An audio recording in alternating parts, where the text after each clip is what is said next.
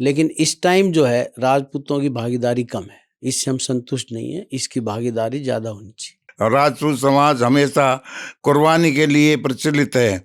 वो अपनी छत्र छाया में जैसे छतरी सबका संरक्षक करती है, उसी तरह से राजपूत समाज सभी समाजों का संरक्षक रहा है।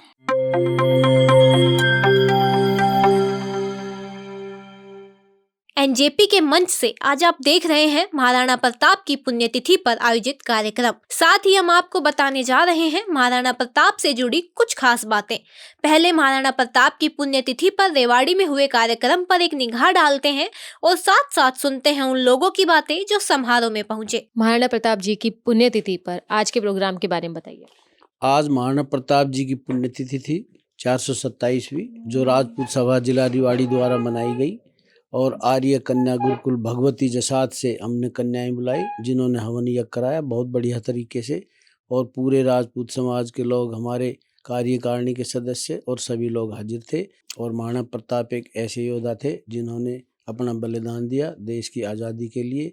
और आज की जो शिक्षा है, बच्चों को भी महाराणा प्रताप की शिक्षा लेनी चाहिए कि ऐसे योद्धा हमारे देश के अंदर पैदा हुए। महाराणा प्रताप जी की शिक्षा जो आप बता रहे हैं कि इस पे कितना अमल हो पाया है?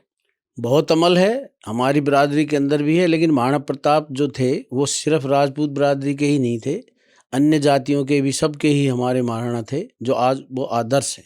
और आज जो हमारे देश के अंदर जो चल रहा है, महाराणा प्रताप जैसे योद्धाओं की शिक्षा लेकर के हमारा देश उन्नति पर है।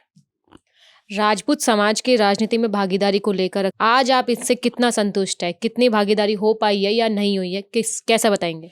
राजपूत बिरादरी की हरियाणा के अंदर भागीदारी नील है और स्टेट्स में यूपी में है, मध्य प्रदेश में भी रही है और जगह भी रही है, राजस्थान में भी रही है। लेकिन इस टाइम जो है राजपूतों की भागीदारी कम है, इससे हम संतुष्ट नहीं है, इसकी भागीदारी ज़्यादा होनी चाहिए। मैं राजपूत सभा प्रधान डॉक्टर किशोर सिंह शेखावत। आज के कार्यक्रम के बारे में थोड़ा सा बताइए। आज जो दीवान सिंह चौहान साहब ने बताई दिया सारी चीज़ें। आज पुण्यतिथि मनाई गई है, सभी बिरादरी के लोग थे, गाँव से भी आए हैं, बावड़ से है, नांदा से है, सभी जगह जाटछाना, सभी जगह से, पूरे रतनथड़ से है, सभी जगह से आए हैं। ओम, मैं मिस्टर सिंह, जिला राजपूत सभा का संरक्षक। आज महाराणा प्रताप की 427वीं पुण्यतिथि बड़े धूमधाम से मनाई गई थी, जिसमें सभा के पूरे जिले के सभी गांवों के, रतनतल, वास, ये आपके बावल एरिया के, खोल एरिया के, जाटूसाना के सभी लोग उपस्थित थे। बड़ी धूमधाम से मनाई गई। महाराणा प्रताप एक ऐसी शख्सियत थी जिसने सारे समाज को सारी जिंदगी भर घास की रोटी खा करके भी संघर्ष किया उन्होंने। आज हम राजपूत बिरादरी के उनके ऊपर बड़ा प्राउड, बड़ा घमंड करते हैं कि जिन्होंने इस समाज को इतना ऊंचा स्थान दिया है और कुर्बानी दी। राजपूत समाज हमेशा कुर्बानी के लिए प्रचलित है। वो अपनी छत्र छाया में जैसे छतरी सबका संरक्षक करती है, उसी तरह से राजपूत समाज सभी समाजों का संरक्षक रहा है। आपने राजपूत समाज के प्रमुख लोगों की बातें पुण्यतिथि को लेकर सुनी।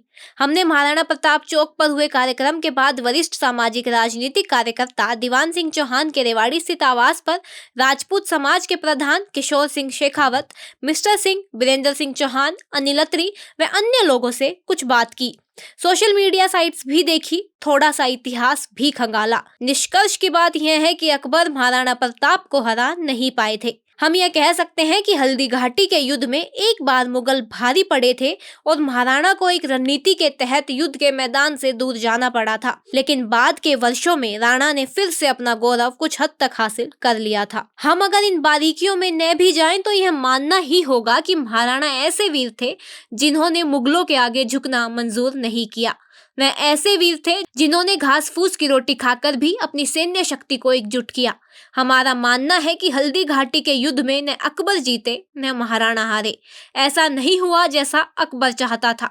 पिछले दिनों लल्लन टॉप पर आई एक रिपोर्ट में काफी गहराई से अध्ययन किया गया था। इस रिपोर्ट के अनुसार भी यही कहा गया कि शुरुआती दौर में महाराणा प्रताप को अकबर की विशाल सेना के सामने बैकफुट पर आना पड़ा था, लेकिन जल्दी ही वह संभल गए थे। हम जिन गड़िया लुहारों की बात करते हैं उनका इतिहास भी उसी कालखंड से जुड़ा है। गहलोत सरकार के समय कई राजपूत संगठनों ने राजस्थान की साइट रक्त तलाई से उन शिलालेखों को हटवाने का अनुरोध किया था जिन पर अकबर की जीत और महाराणा प्रताप की हार दर्ज थी। रक्त तलाई हल्दी घाटी से लगभग 4 किलोमीटर दूर है।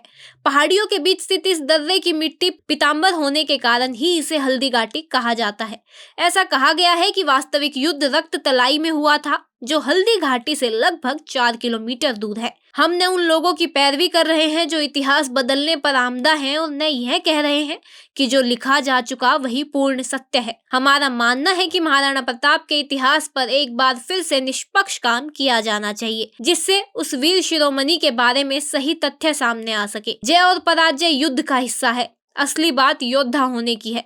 महाराणा योद्धा है, लोगों के दिलों में बसे हैं। उन्हें खुद को साबित करने के लिए किसी इतिहास की पुस्तक के सहारे की जरूरत नहीं है। आज पूरा देश उन्हें नमन कर रहा है। इसी के साथ अगर आपको हमारी खबरें अच्छी लगती हैं तो हमारे चैनल को सब्सक्राइब करें और हमारी वीडियोस को लाइक करें, शेयर करें और कमेंट करना भी न भूलें। धन्यवाद।